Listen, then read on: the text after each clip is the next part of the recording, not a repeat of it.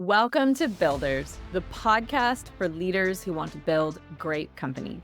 I'm your host, Alex Snyder, strategic advisor to world-class builders. This podcast dives into the wild rides and personal transformations that come with pursuing big dreams and becoming a leader who builds incredible teams and companies. Each episode, I'm joined by a guest who helps deliver a fresh perspective designed to leave you feeling less lonely, more connected to innovative ideas, and inspired about growing your business your way.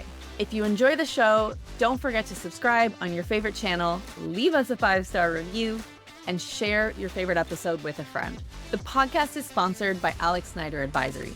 If you are a business leader or executive team ready to take your leadership and company to the next level with a high-performing team, we'd love to see how we can rocket fuel your growth. Check out the show notes to book your free Builders Business Booster call, where you'll receive a strategic leadership audit and 3 concrete focus areas to mature and grow your business. All right, thanks for tuning in. Let's build. Aalia, welcome. Thank you so much for being here. You are a force to be reckoned with in so many ways. One of the most purpose-driven people I've had the pleasure to meet. Our origin story is interesting. I had to scroll way back in my phone. I'm not sure exactly what the trigger was, but somehow I sent you something on social media probably 5 years ago, and our energies just spoke to each other. We also got to meet in person at TIFF the following year, which was such a serendipitous pleasure. So I've seen you, even in this short amount of time, thrive, battle, transform, and alchemize and channel so much. And I'm so inspired by your drive to empower others. I'm so happy to have you here. You encompass multitude. You're an international multiple award-winning novelist, a filmmaker, an impact investor, an executive producer, and the host of your award-nominated social good talk show, which I love, UNSUGARCOATED with Aalia. And I don't even think that scratches the surface. So there's so much I can't wait to dive into with you. But first, I would just love to invite you to introduce yourself a bit and share what you're working on. Oh, I appreciate that so much. And I'm so excited that we get to do this together because, yes, I think it was around the time actually we connected on social media that I launched my first novel, Tough Love. And then I just organically like to grow my communities and connect with other people. And yes, we were those kindred spirits. So thank you. And in addition to the things that you mentioned, which sound very big to a lot of people, I am just a woman. Well, I shouldn't say just, we should never put just, but I am a woman who really has gone through a lot. I think that professionally, people look at my life and then they never guess that I was homeless at 14, that I went through very difficult challenges entering into adulthood by myself without much support, was taken advantage of, and ended up in situations that were definitely not ideal. But at the same token, I launched my first business at 22, my first company at 25. I'm a mother of 4, a grandmother of a beautiful little grandson. And it continues to be a journey for me to just do the things professionally that have to be done in order to pay the bills and do the things right. That's the production. That's what my husband and I both do together. I'm also the CEO of Convergence Media Law Firm, which helps strategize for film financing, things like that. So that's the professional. But you are so right. I went through a lot and I couldn't look back and just leave those people behind, Alex. In fact, one time somebody said to me, even after my cancer battle, said, why do you still pay attention if you know it's going to hurt, right? When you lose somebody, it hurts. And he's like, why still be part of it? And I remember I said, how could I not? How could I turn my back on the people that helped me fight for my life and the communities? And so in continuing to be inspired by that, I just move forward, enjoying the opportunity to create social impact through storytelling. And whether it's through a book or a film or a short documentary or a long documentary or the Social Good podcast or EmpowerCon, all I want to do is empower other people to see their resilience, develop skills that take them further in life, and build an amazing community of change makers and go-getters. And it's not going to attract everyone, but you know what? It does attract the right people. I could not agree more. And I love what I want to highlight what you said, which is when I first met you, I just saw what you're doing now and thought you were an incredible, impressive woman who had an incredible capacity for compassion and drive and all of these things. And over the years, having learned more about your past, like you said, people just see what you now, and that's impressive enough. But actually, there's just so much behind that. And I'm wondering, I know it's a difficult topic, but would you be willing to share just a little bit for context around what being homeless at 14 was like, and a little bit about how the things that you went through shaped what maybe would be the first phase of your adulthood? 100%. I'll say this about my childhood. It was both amazing and heart-wrenching. I was a teenager that I think a lot of people would dub the black sheep. I was dubbed the black sheep in my family because I resisted some of the rules. I wanted attention. I wanted validation. I wanted to be valued as an individual. And sometimes depending on your family background, that you cannot feel that. And for me, when I was 14, I had already been molested between the ages of 4 and 7 years old. Not to trigger anyone, I won't go too deep, but I was sexually molested by 5 different men. Then between the ages as a early middle school going into teen, I was again molested and sexually assaulted. Being homeless, it was this feeling that I didn't belong anywhere. And I ended up sleeping in Kaiser ICU waiting rooms, which is a hospital system. And I thought of it, I thought it was clever because I said, at least in a hospital, there's cover, there's shelter. I went into the chapel and I figured I'd stay in the ICUs because who would question somebody being there all night? I hoped that someone would assume I had a family member that was sick, and that would explain why this 14-year-old girl was sitting in a waiting room crying her eyes out. So, yeah, how I felt about it and how I still feel about it when I talk about it, of course, it was lonely. It was frustrating to feel like my family doesn't understand me. And I will say, through the same token, good fortune was there for me because I would meet a family. I met a family that I knew from school, and then they took me in, and that gave me a little bit of breath for a little bit until I was transferred to the next place that I had to go to because that family didn't want me. They didn't want to keep me. Nobody was just coming in and raising me because I was a 14, 15, heading into 15. I ended up in a Bible college that accepted me early, and I spent the next 3 years as part of an extremely religious church, and I learned a lot. I do not regret anything, Alex, though. That is the thing. I can't lie. So when you ask me how it shaped me, it definitely made me resilient. I shouldn't say made me resilient. I think I was already resilient, but it Totally. forced me to lean on that resiliency to get through it. And just day by day, I grew stronger. And even when tragedy struck in my life, I can't lie, that fighting spirit, I always say nobody puts baby in a corner, right? And that's whenever something traumatic, catastrophic would happen, my welfare was endangered. I would just kick into this solution orientated mode. I don't even know where it came from, but I would find a way out. Having experienced homelessness it's a big part of my story because I know what it's like to be at the bottom, to not have anything, to not know where you're going to go at night, to not have anywhere to sleep. And to be a child with that feeling is definitely something that I let people know I went through. So don't judge a book by its cover. And I'm just grateful for the ways that I was able to make it through that. And now that is why I want to help others, continue to help others throughout my life. When I was 18 years old, I would go into orphanages in Tecate, Mexico, and go spend time because I always had a heart for what I went through. How could I ease somebody else's suffering? I might not be able to fix it all, change it. I wish I had that magic wand, but how can I, in this moment, make a positive impact, a glimmer of hope to somebody who deserves it just as much as I did? Thank you so much for sharing. And yeah, obviously I hear that and it hurts my heart to hear that you went through it. But if I put my entrepreneur hat on, or I hear resourcefulness, always finding a way forward, managing to do a lot with a little. And it makes me think despite such a traumatic start, I know you started public speaking at, I think, 21, and you had your first company also in your early 20s, both ends of the spectrum of the extremes, you know? What were you speaking about at that age, and how did that kind of lead into your first business? Oh my gosh. Okay, so first of all, I actually started speaking at 18, and how I started, I'm gonna be totally honest. It was just with a heart. It was with a heart.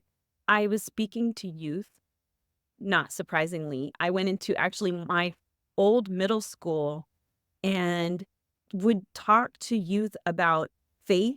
I would talk to them about different things, just the experience that they were having. And I, at that moment, just tried to be even whatever role model I could be.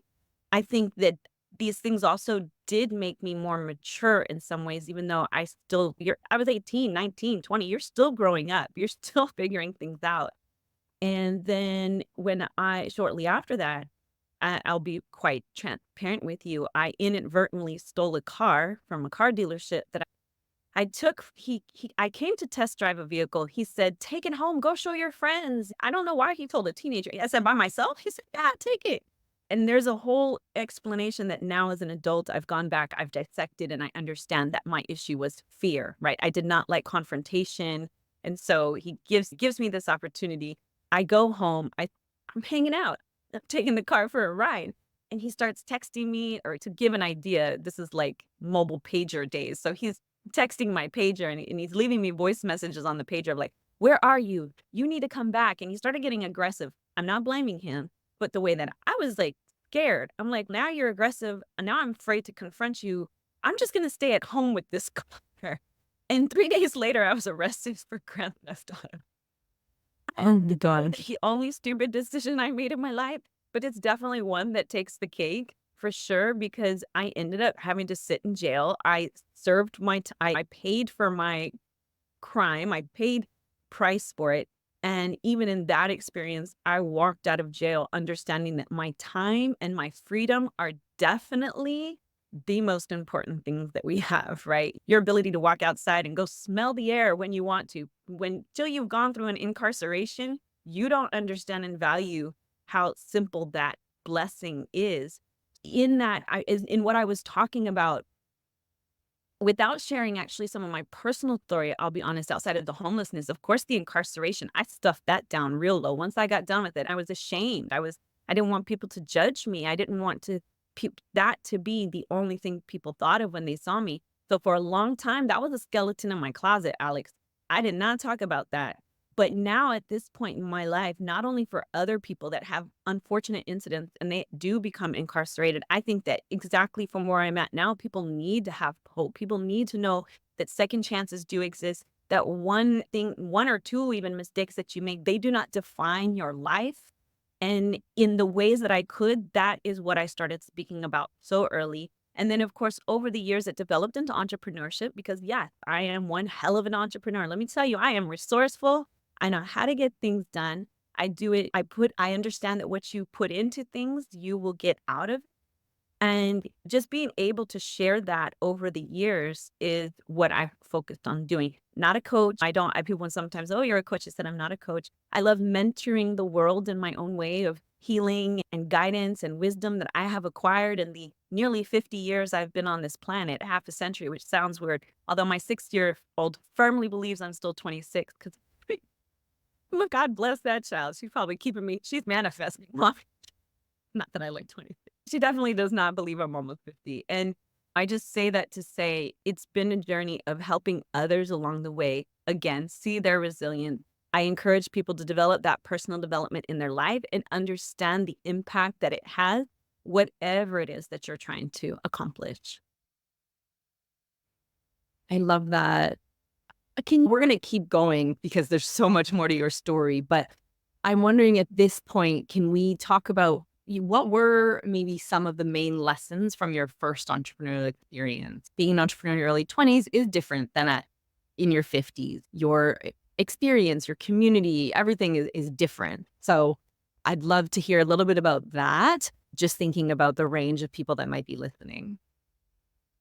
Of course, of course. And I love that because you're absolutely right. The entrepreneur I am today is vastly different from the entrepreneur I was just to survive. And, why I started in entrepreneurship was because of what I had gone through. I wasn't going to allow a little box at the bottom of the application dictate my life or dictate the value that I knew I brought to the world at large, whether it was working for someone or working for myself.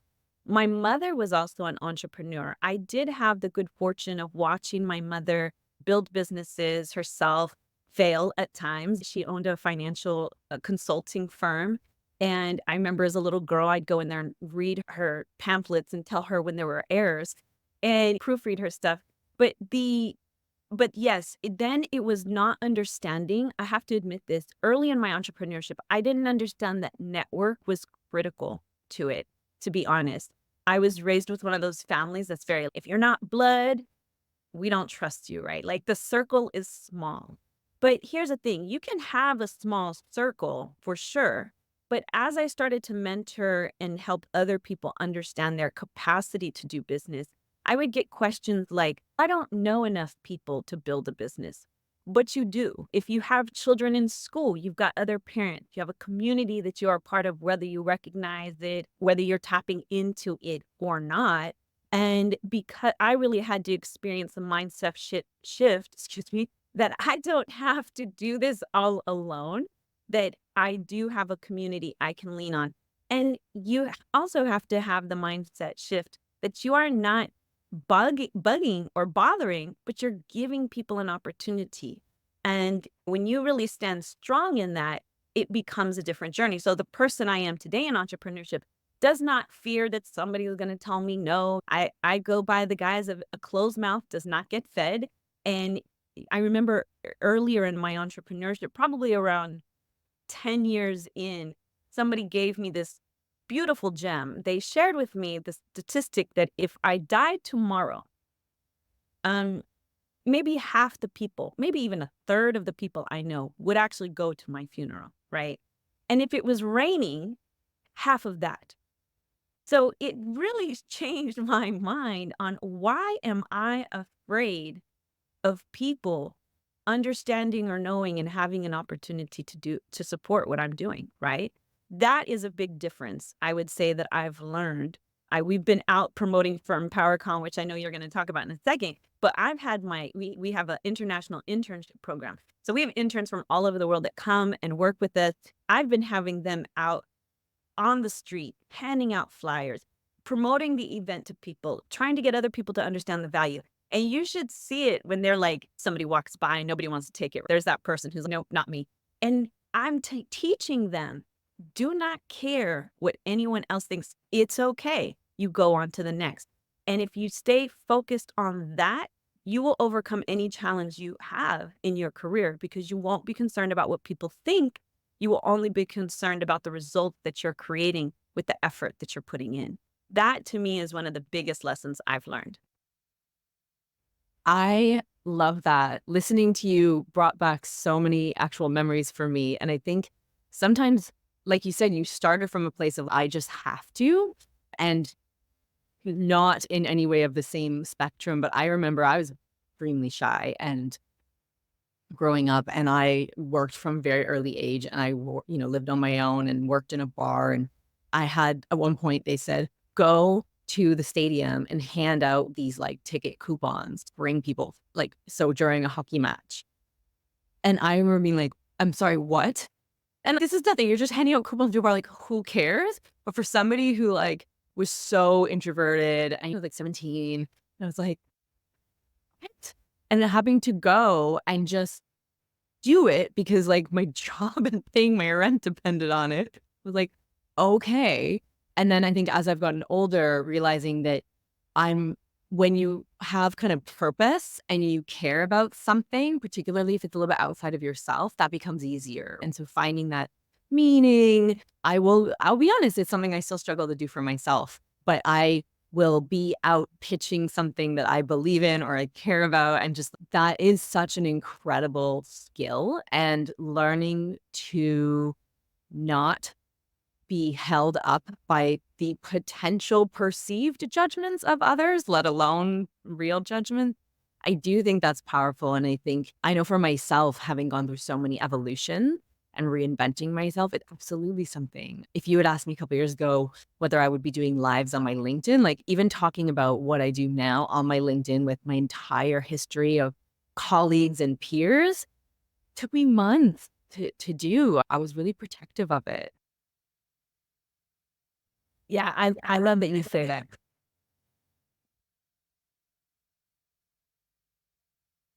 Sorry, I think we had a moment of feedback there, but yeah, and I I'd love to hear what you're thinking, but definitely what I look back and realize, and I knew it in the moment, right? You have those periods where you're self-aware enough, but like still not moving your ass. It wasn't doing me any favors, right? Not talking about what I was doing in front of my network wasn't doing anything good for me.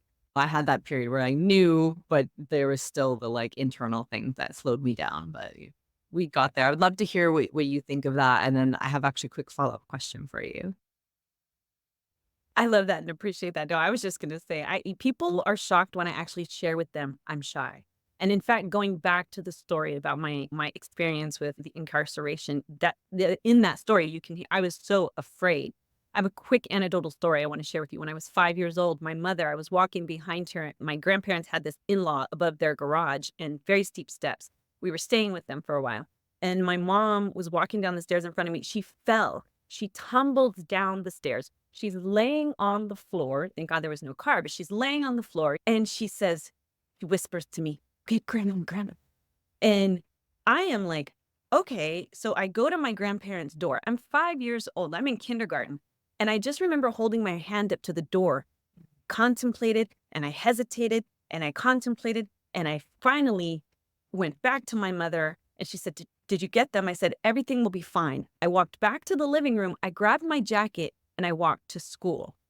This is a reflection of, again, family culture. You don't wake up grandma and grandpa, no matter what. These were not people, my family was very strict. This is 1979, 1980. It was a very different time. And I was so petrified that I would rather leave her on the ground. And even when I came home, they said, "She's in a cast and around her neck." And they're like, "Why didn't you say anything?" And I said, "Because I didn't want to get in trouble." And even then, just to reinforce this, they said, "If something like that happens again, just go in quietly and go over to grandmother." Instead of saying, "Oh, but listen, that's a serious issue. Come in, wake us up." That's 2023 mentality, right? 1980 was still.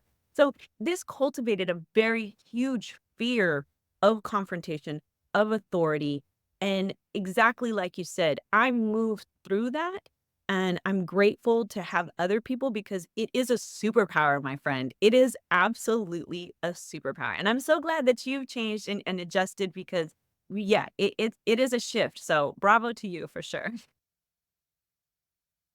I love that you shared that story because I do think there's an element of time, right? There's eras, and I can relate to the fear of getting in trouble almost being like paralyzing. I want to be mindful of our time because there's so much I want to talk to you about. But yeah, there are some stories of my time where like the fear of getting in trouble and it stays with us. And while I do think there are eras, I do think that also like we get to be really mindful in our lives of that shows up for people in so many ways. And it's definitely something that I'm always trying to think about. What is my reaction to something? What am I feeling and what's that actually coming from? And try to be compassionate to others as well, to not judge someone's reaction or not take them personally. I think that's like such a big part of entrepreneurship and life.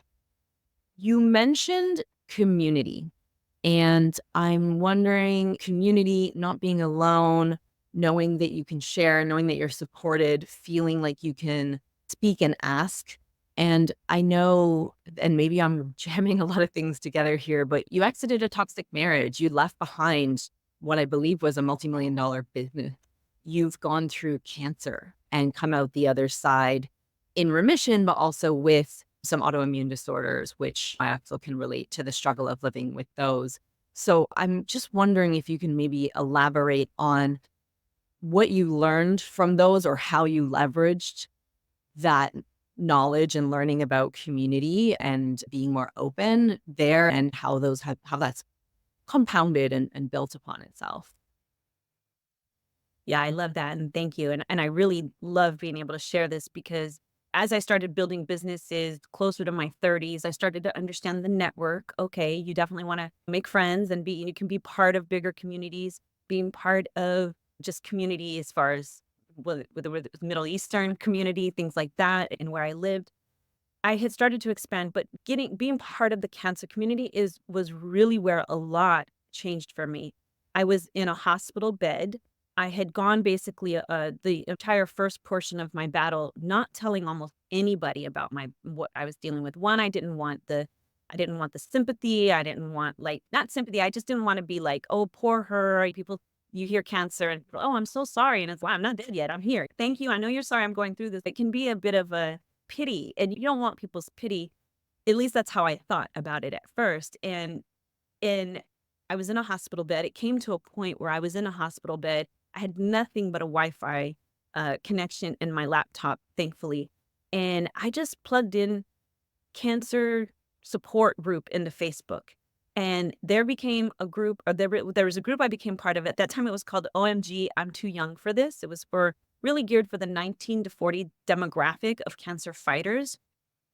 To this day, Alex, those people that reached back to that night, there are a handful of those people that are still part of my life today. So this initial contact that I'm not alone, that there are other people out there. They don't have to have the same cancer as me, but suddenly we have these conversations. Oh, do you have a PIC line? Do you have a Hickman? What type of cancer do you have? What's your situation? Suddenly other people understood my journey on some level. And that changed the way that I fought for my life, genuinely. In the cancer community, you got people who are also going through things. So they're going to give you your days where you have rough days, but they're also going to tell you on days that you need to hear it. Listen, we love you. We know it's tough, but pick your butt up and fight. They're not going to sugarcoat it. They're not going to tell you. And so I gained so much value. The second step, once I got better, once I started to feel better at least, I went to my first cancer conference, and it wasn't a funnel selling me into something more. It was just a place in which other people were part of my community. We came together. We were educated together. We networked together. We grew together. We cried together. We laughed together. And I went home, and we all went home to our each respective corners in the world. And then we stayed connected. And it was such a beautiful thing. Now, for me, I love the cancer community. But as we've talked about, I'm also a survivor of multiple traumas. And so while that was a bigger part of my community while I was sick and I went into remission one time, I came out of remission, I went back into remission, and I've stayed in remission since then. But to be honest, my sights are set on, because I'm a survivor of domestic violence, I'm a survivor of sexual abuse, different things that I want to help more than just the cancer community. That experience just gave me an overwhelming understanding of how valuable it is, as well as the personal development that you get from these experiences. And yeah, so that I think I said the pretty question, but like genuinely, that was my initial experience that led me down the path of everything that I'm doing today. And I love being part of other communities, as well as developing our own change makers, go-getters, and then just continuing those efforts in the way that we can. I love that. Yes, absolutely. And you answered the question, I think, and so much more. And thank you for sharing. Again, you really have been through so many pivotal moments in life. And I guess as I was listening to you, some of the reflections that were coming to mind, I had a good friend of mine, Mike Hales, on a few episodes ago speaking, and the title was Not Alone. And it was how I ended up founding a men's mental health organization. And it was because he had been through the low of the lows and realized that going it alone and holding it in was the way to not be here in that case. And as he began to open up, there was so much connection and there was support. And I know it wasn't, like you said, it wasn't pity. It was people saying, actually, I've been there and I'm not there today. So I can either tell you how it is or hold space or kind of sense what you need. And that's really driven his purpose as well. So I love that you shared that. And I think if I'm to reflect that too, in general, the more we open up, the more we will find, like you said, the right people. It won't appeal to everyone. Not everyone will understand, but there are people out there. There's so many people in this world. Nothing that we go through is that unique. Your experience may be different, but there are people that will understand it. And I think as entrepreneurs, we've chosen a different path. So the more you can surround yourself with other people on that path, they're going to see and understand things from a perspective that is, I would say, much more fueling to your goal than potentially your friends or family who are not in the entrepreneurial space and just don't have the same perspective. And it's not to say they don't add value, but there is a value to that. And also something that kind of came to mind was, even as a leader and your team and as an entrepreneur and your client, the more authentic, the better, because actually almost everything in our life comes out of connection. And people are people by people. People decide to work and be loyal to people. And so I think what you're speaking about of how you opened up, you became more, you found people who saw you and heard you, but also held you accountable is really powerful on all of those fronts. And hopefully I haven't taken any of your words too far out of context. So let's switch gears a little bit, because you are a novelist, and I definitely want to talk about UnSugarCoated and EmpowerCon, but I would love to touch on, how did you become a novelist? What drives you to write and to publish books? I love that. I will tell everyone, I've always been a writer. I think that when you really start writing, you realize, oh, wait, I've always been this. I've always been, I'm not gonna say, like, I always had this fantastic mind as a youth. I was very imaginative, and I would build forts, and I wanted to live in the Elizabethan age and be able to say hath and thou. And I was very theatrical. But coming back to the opportunity to write novels, to me, it meant it's a message, right? It's messaging within it. And it was 2017. I had just had my fourth daughter, and I had known that I always wanted to write at least a part of my life. People had always told me, Alia, your life is a book. And mind you, I haven't even begun to really scratch the surface on some of the things that we've talked about, even in that first biographical novel that I wrote. But I did use it as an opportunity to take on the conversation of toxic relationships. The idea that love is an emotion, it's a powerful one, but it can also be misleading. And there's a lot of people in unhealthy relationships that don't know how to give themselves permission to leave. And to this day, I am still asked by my teenage daughter, who's now a teenager, who was the small child when things are happening, such as the domestic violence, such as the mental abuse, such as the things that I experienced. Why did you stay? I still get asked that, why did you stay? And for me, my novels are a way to tell the story. And whether it's a lot of the negativity that we have in our world, and that's part of it, right? It's scientific that you can't have a positive energy without a negative energy. It's how we are all formed. So the yin and the yang is part of life, but how can we be champions of positive change through storytelling? And that was the only way that I wanted to be a writer and be a novelist. And I decided that instead of just telling a story to tell it, I wanted to tell stories with purpose. And a lot of people do feel that their stories do that. Do not get me wrong. Not everybody necessarily wants to take on some of the social issues.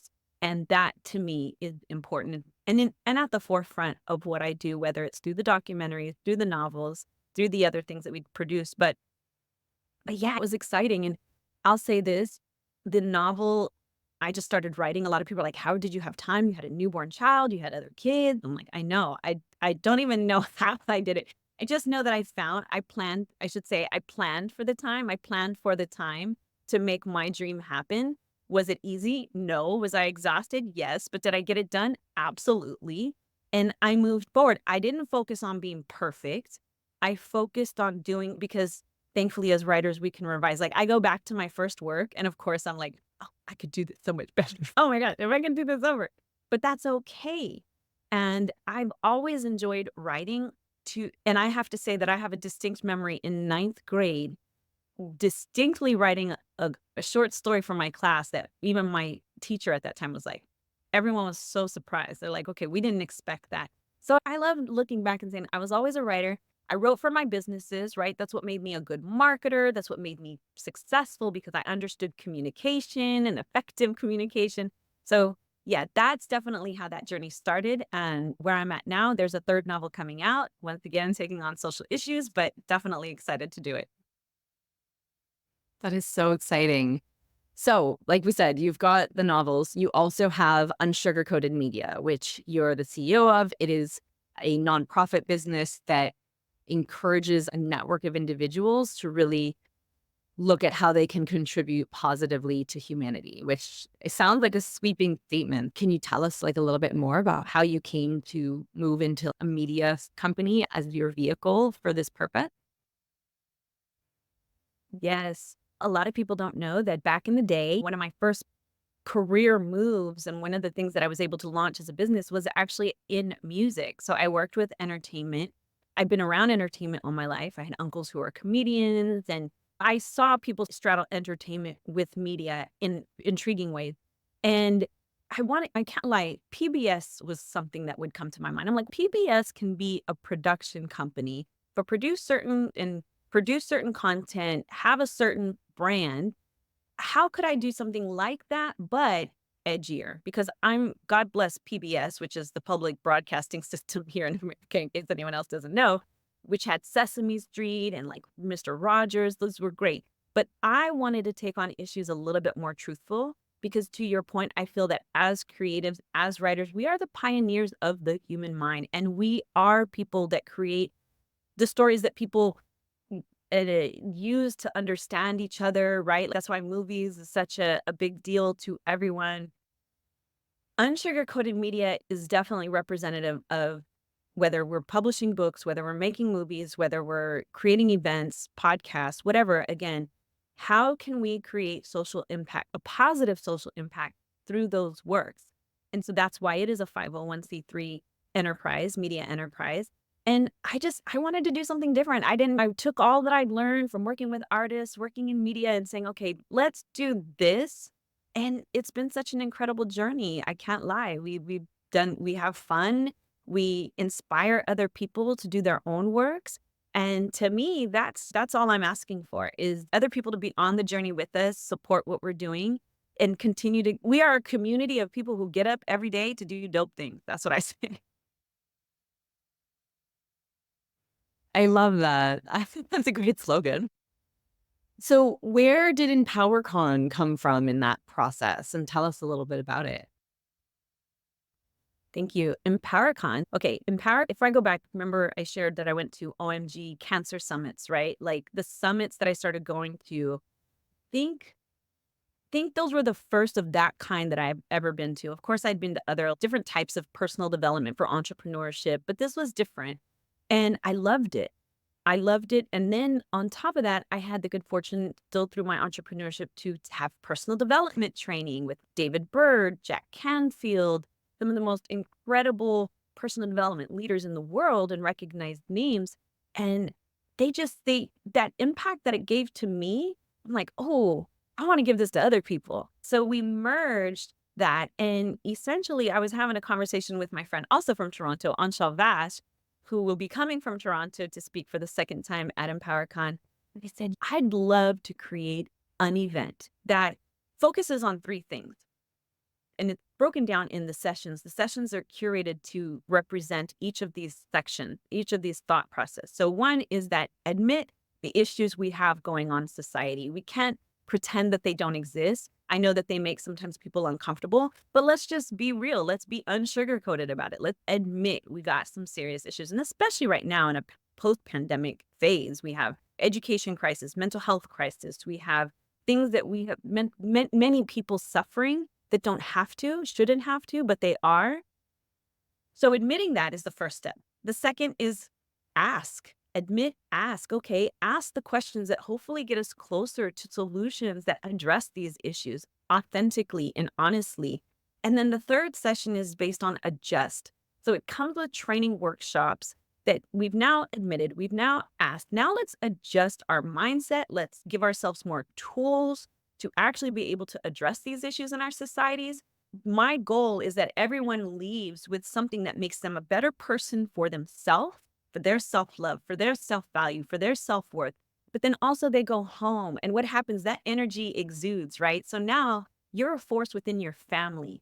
Now you're a positive force within your workplace or your community, in your church, wherever it is. You are a light. You've gotten that torch. And this isn't something that, to me, it stays with you one time, you get it and it happens forever, right? Alex, it's a continual journey. We talked about reinventing yourself too, and reinventing yourself is okay, but part of that process is gaining information that helps you grow and learn into that new version of yourself, that better, optimal version, optimal performing version of yourself. So EmpowerCon is an event specifically hoping to do that. Not just hoping, we've done it. Like the last EmpowerCon, another woman who came up and asked questions. She subsequently wrote her book. We're so honored to feel that we gave her encouragement. We gave her a path, a blueprint to go out and chase her dreams and accomplish the things she wanted to do. But EmpowerCon, it's us giving you a little bit of light. We're giving you some light to your own burning desire for a better life for yourself. And with that, you take it home and you shine. And then if it's EmpowerCon next year, or maybe it's another event, because EmpowerCon is not the only event, but I think that people often miss the value an experience like that and how it can really set you on fire in a good way. And that's what we want to do. And that journey just said, okay, look, like you said, I'm not a person who waits around for someone to give me an opportunity. I will find a way to create the opportunity for myself. So when Anshal and I said, we should do this, next thing I'm renting the LA Convention Center, I'm pulling stuff together, and we just do it. And where EmpowerCon is right now is not, it's really still only the beginning. We've been on hold for 3 years due to the pandemic. We're definitely struggling with, okay, we're getting re-engaged. Don't be afraid, come out of your houses, come to this, understand it, experience it, and be part of it. But this is not even representative of where we're going to be 5-10 years, where I believe at this event. We've already been invited to bring it to London. And even if that doesn't happen immediately, just the fact that somebody else saw value and said, hey, bring this to our country, we really need that. That in itself is a huge honor. That's how EmpowerCon started. And I'm just really grateful and thankful that we're getting to bring it back, truly. I love it. And I love Anshel. She's like you. The two of you, it's just like idea to action is seamless, which is incredible. As you were speaking, it popped to mind. We often have a lot of phrases in society, things like, you survived 100% of your worst days.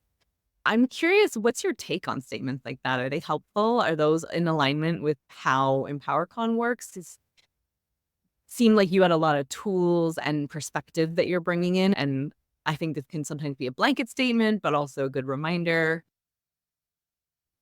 Yeah, I love that. I think that it's one of those things of depends on when you're saying it and how you're saying it. Because I agree, right? Like I am the sum of all parts of my life. And this is true. This is true. Where there's a will, there is a way. Oh, the quips I was raised with, girl. But I got another one. The mat says welcome, not wipe your feet. I love that one too.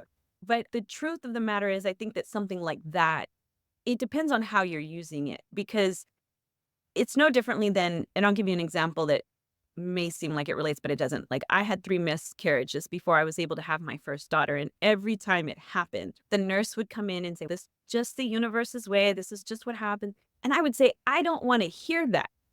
I do not want to hear you telling me that. And it wasn't until I actually did have my first child that suddenly those comments weren't as mean, because hindsight's 2020. Maybe I recognized that, okay, I have this child now. If I had that child, I wouldn't have this child. And you start going through these, all right, maybe the universe did have a plan. I don't understand why, but guess what? It's okay. I think that comments like that, when they're used in the right way, they are meaningful because it creates that affirmation in your mind. I am a survivor, right? I am beautiful. I am courageous. I have survived all the stuff that was supposed to take me out. And you had said something earlier that when it does come to that, you said until you've experienced those lows, it is not until you've experienced the lowest of lows that you can appreciate the beauty of the mountaintops. I think Richard Nixon said something along those lines. And I find that a lot of those quips, if you're saying it to yourself, if you're reminding yourself of that, it's good to have because it's true. It's that daily affirmation for yourself that you've gotten through it. And you're even fortunate because for me, I've always said it could be worse. It could be worse. It could be worse. That is the truth. I'm not trying to dismiss or even look down on what other people are going through. But that is the sign of a resilient person who, no matter what you're facing, you understand it could be worse. Event plus response equals outcome. How do I move forward from this? And to me, that's definitely a way to get through it. But if someone's saying it to me and they're just like blanketly saying it and just trying to cheer me up or make me feel better, it does depend. But I can see how those do empower people, those comments. And I definitely can appreciate them a lot for my own life, for sure. Yeah, I think it's like you said, often if we're harnessing it and reminding ourselves, like we can generate a lot of power, but sometimes if it's coming from the wrong person at the wrong time, it can feel really invalidating. I'm curious, how does empowerment link to leadership for you? And maybe that's in general. You said people take this back and they shine that light out and it lights the way for others.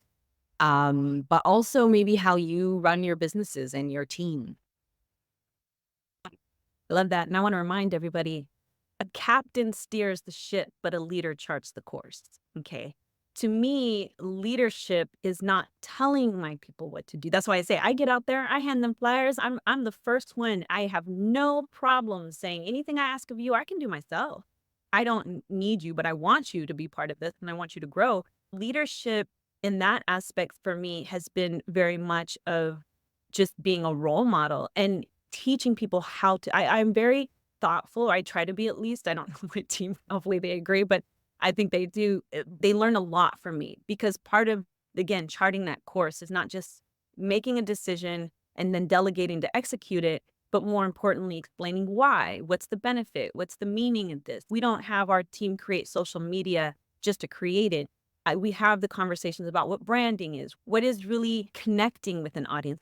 Going back to my music days when we used to take artists to like Sam Goody and Warehouse, and then they would do the autographs and stuff. And I'm really dating myself when I say those things, I'm aware.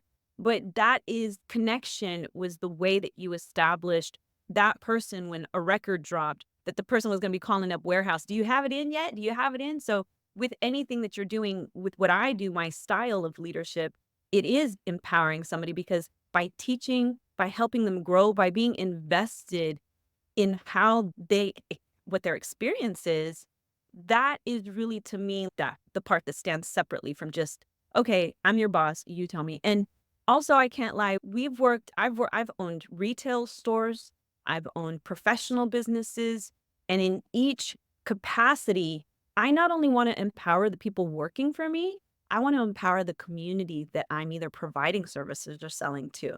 So I've always been driven by things that let people know I'm not in it just for this momentary transaction. We want to build a relationship and we want to establish that we're not here to harm you. We're not here to take from you. We're here to work together. And to me, that's been that's to everyone around me, that's the leadership style that I have and that I will always walk in, no matter what industry I'm in. There's so many great points and nuggets in there. You talked about where EmpowerCon is now and that you have really big visions for it. What is the ultimate goal of EmpowerCon? Our goal is to have a great time this year, bringing it back. Then our goal is to continue.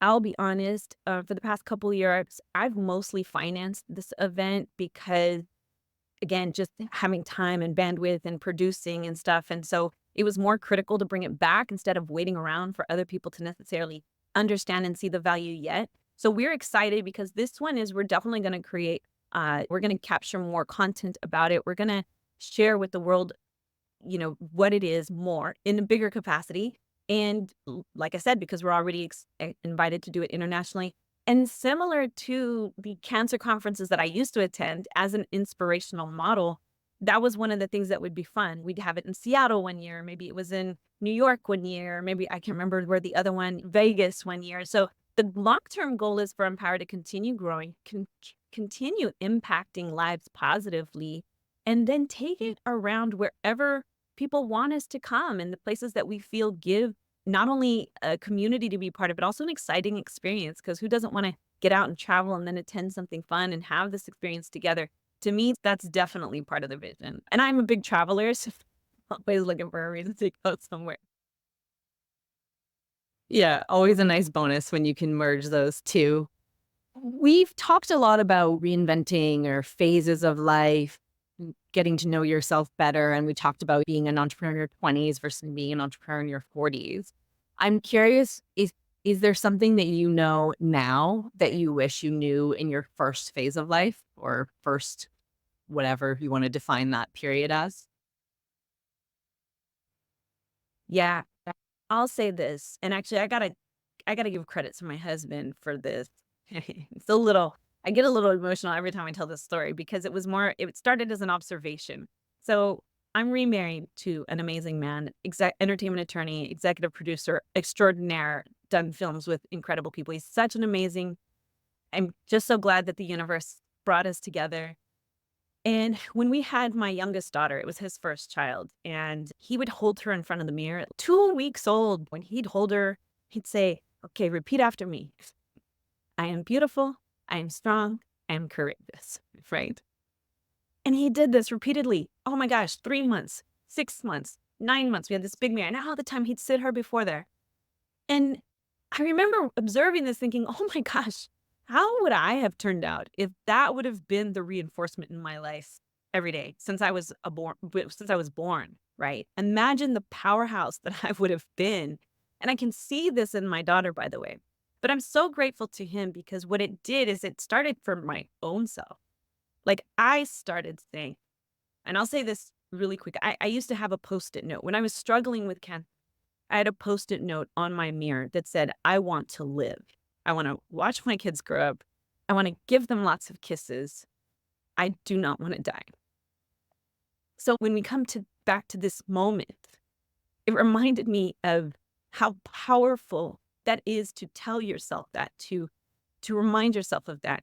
So it changed. And so for even me, that ability to look in the mirror and wholeheartedly know it, not just believe it, but to know I am beautiful, I am courageous, I am strong, not just for everything that I've gone through, but everything I still have to go through because I got a pulse still and I'm not done living. And so it really transformed even my own self love and my self identity as an individual. So flash forward to my daughter is now 6 years old. And when you ask Sophia, what are you? She knows the rules. She says, I am beautiful, I am strong, I am courageous.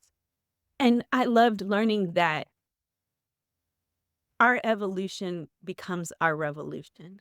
And for me, that's all of what this is about.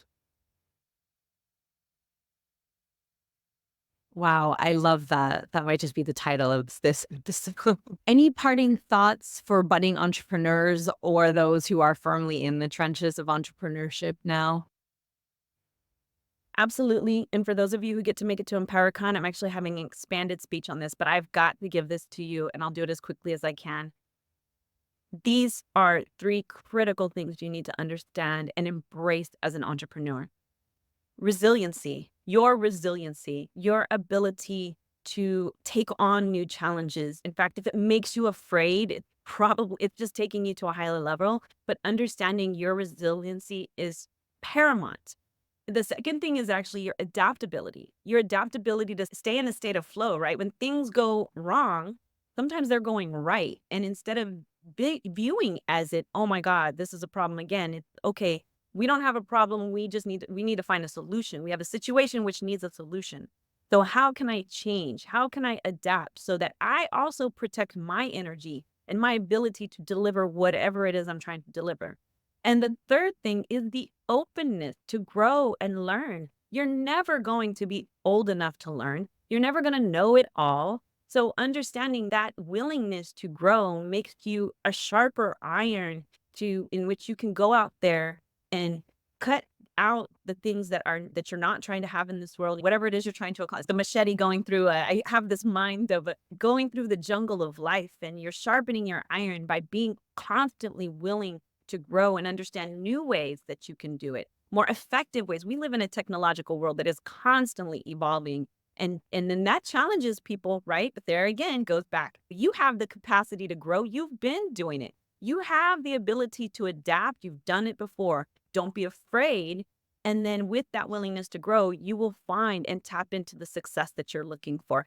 And whatever success means for you, because success is different. It's not always the Mercedes or the Benz or the I'm sorry, I like the Rolls Royce. That's the one I was looking for. It's not always that, but whatever success means for you, those are the three key components to get you there. And that's my key advice to any budding entrepreneur. I love it. I also love that it was 3 points as an ex-consultant. I'm like, yes. So I want to be mindful of your time. I'd love to run you through. We always have a few pop questions at the end. You can pass, you can have a word, you can tell us a story, whatever works for you. The first one maybe is just a reference to what you've already talked about, but is there an experience that's changed your life? Oh, wait, you want me to pick one? All of them.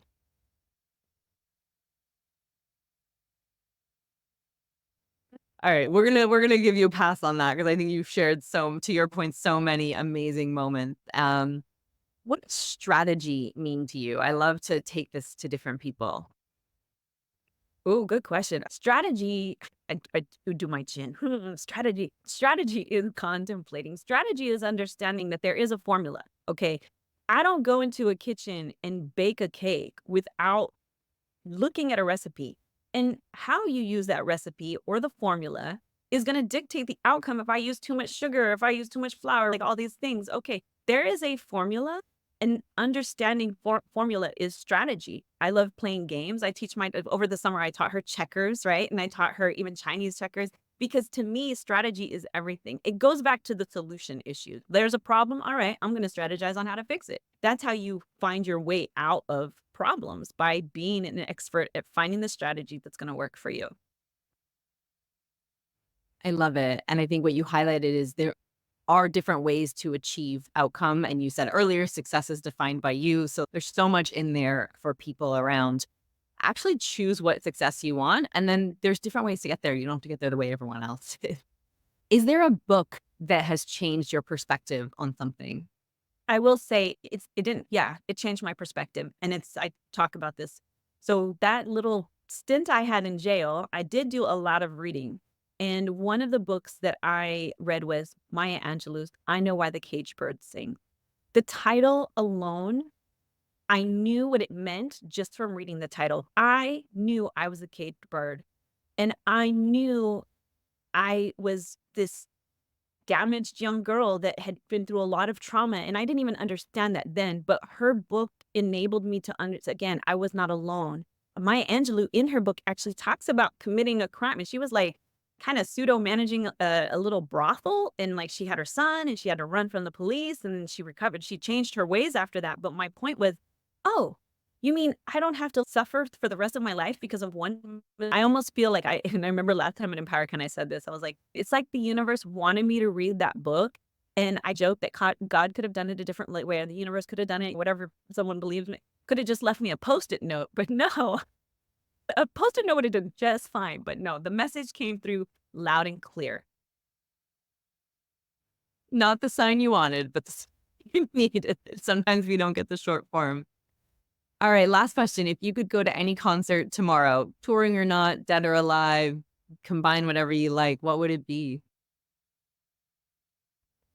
All right, I'm gonna have to say this because I'm not gonna lie.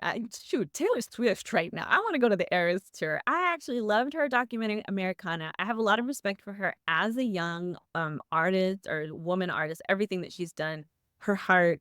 And dear goodness, it's like from what I understand, incredible. So yeah, if I wasn't so busy doing EmpowerCon, I probably would have tried to make the Eras tour. But I'm excited for the movie to come out and her little movies. But yeah, definitely the Eras tour. I love that. And I can see that for you because she is a force and a movement and, changing, I think, probably empowering a lot of people in different ways. And some will say floating part of the economy, right? Thank you, Aalia, so much for sharing this time with us. Where can people connect with you if they want to continue the conversation or get involved? Appreciate that. All of things, you can usually find me by my name, Aalia Lanius, or Aalia_unsugarcoated. We have Unsugarcoated Media on Instagram. We have EmpowerCon_LA on Instagram. But yeah, those are the best ways, as well as LinkedIn. I love LinkedIn. LinkedIn, I tell people, don't sleep on it. The most powerful business networking tool out there. So I love it. Definitely connect with me on LinkedIn. Again, I can't thank you enough for the time and the shares, and also to everyone who joined us. Thank you so much. I appreciate it. Have a wonderful rest of your week. Thanks for tuning in. Our goal is to create connections and inspire conversations about building great companies. So please subscribe, rate, review, and share this podcast with your network. Sharing is caring. If you're a business leader or executive team ready to take your leadership and company to the next level with high-performing teams, we'd love to see how we can rocket fuel your growth. Check out the show notes to book your free Builders Business Booster call, where you'll receive a strategic leadership assessment and 3 concrete focus areas to mature and grow your business. You'll also find the link to join the Builders Club to stay up to date on upcoming events, get valuable tools and insights, as well as be the first to receive exciting announcements straight to your inbox. No spam, I promise. You'll also find my website, alexsnyder.com, and all the places to peep my creds, hear what clients have to say, and see if I went to the gym today. And one final note, this podcast is not intended to be legal, tax, or other professional advice. Thanks for joining. We'll catch you on the flip side.